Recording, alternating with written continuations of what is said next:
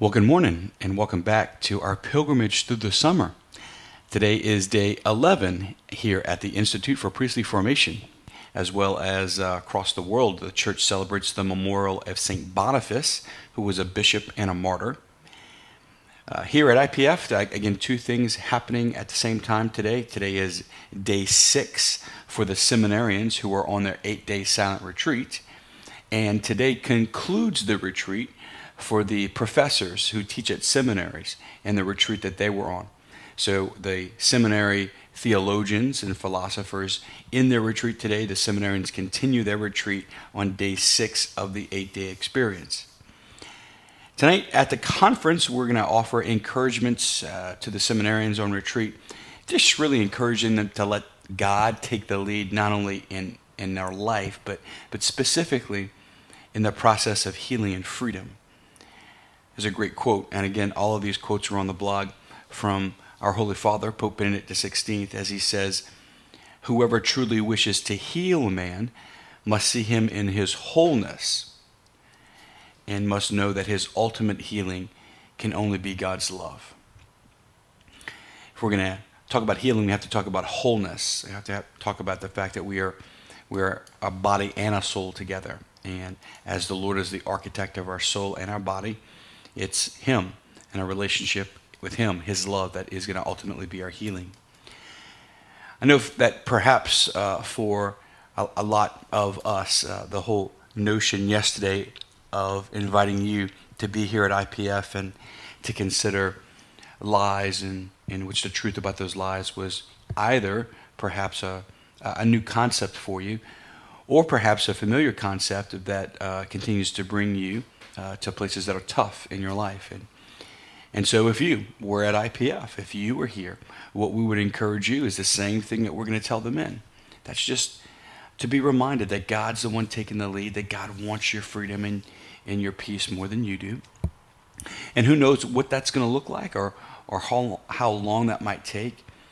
And in all things, whether we are experiencing suffering or freedom, we're always called to be in communion with God in the midst of all of that.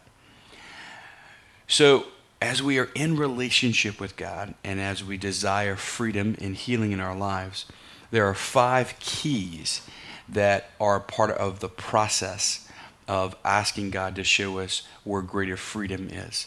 Those 5 keys are on the blog, and I would encourage you probably more than ever to go to the blog today to read those, because the quotes from Deacon Keating's article, "The Eucharistic Healing Our Affection for Sin," is it's a brilliant gem. In fact, you can go on the blog and click that link, and it'll take you to the full article itself. But let's just talk about those 5 keys very quickly, knowing that there may be a time later on where we can talk them in more in a fuller way. The first key is to put yourself in a position to be found.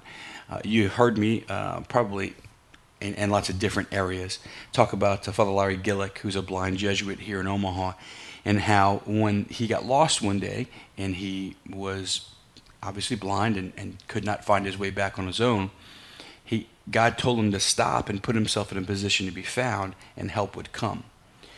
And that's an abbreviated part of the story, but that's the first thing that we want to do is, when you and I are in need of healing, we just fundamentally need to just put ourselves in a position to be found by God. The Catechism clearly says that God's the one that's pursuing us. The Scriptures themselves, when Jesus talks about, leaving the 99 to go after the one, Jesus clearly says that He's the one who wants to pursue us. So the first thing that we need to do is just put ourselves in a position to be found. Number 2 is stay still. I think a lot of times when God gets close, we want to kind of like move away. When God gets real close, we may want to run away. It's a classic human pattern there. Perhaps we do that with the people that we love the most. My encouragement for us is to not be afraid of God and just to stay still. And as God comes close, as God's pursuing us, that if God wants to touch any tough or sensitive areas of our heart, then just trust that God can be trusted. and that God only desires what's best for you. So stay still in your prayer, and let's not run away from the Lord. Number 3, just give God permission. God reverences our heart, and he reverences the places of our heart that need healing. And God's not going to come barging in there, and he's not going to violate us. God reverences our free will, and he reverences our boundaries of our heart, you might say. And so in us giving God permission, our will is engaged to allow the Lord to do what he wants to do. So give God permission.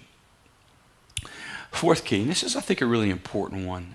When I was a kid and I was struggling with the death of my grandfather, I was a young kid. My dad's dad died, and just probably 10 years old maybe. I remember people telling me things like, just give that to God. I was angry. Well, just give that to God.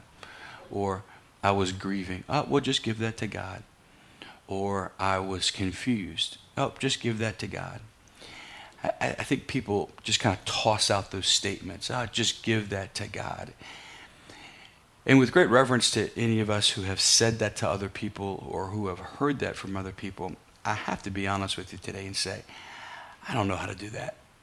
And I think a lot of people don't know how to do that. But there's another way. Instead of giving it to God, let God into it. So if there's grief or pain or fear, if we can't give that to God, there's another way. Just, God, I give you permission to come into my grief, my fear, my pain. God wants to be with us. God wants to dwell in our hearts. And the places in our life where we most need healing are places in our life that are probably not in communion with God. So just let God in. He knows what to do. He knows how to do it. God is a God of communion and relationship. And we just let him in. He can take the lead from there. And then finally, because we have believed the lies, because we have in some way our will has been engaged with those lies, it's important for us to renounce those lies, with the aid of either a spiritual director or a priest in the sacrament of reconciliation, to actually go through those lies one by one and just renounce them in the presence of Christ, in the presence of Christ in his priesthood, in the presence of the sacrament of reconciliation, just to bring those lies to the light and just to name them as such. 5 keys to healing. And if you were to IPF today, we'd present those 5 keys to you, and we would invite you into a posture where God can continue to do great things in your life. For your prayer today, I would encourage you to pray with Ezekiel chapter 36, verses 22 to 28. I would encourage you just to ask the Lord to take the lead. Ask God to guide you. Simply give God permission to take it wherever he wants to take it. Don't go digging around. Don't go try to figure things out. This is really important that you hear me today as a father.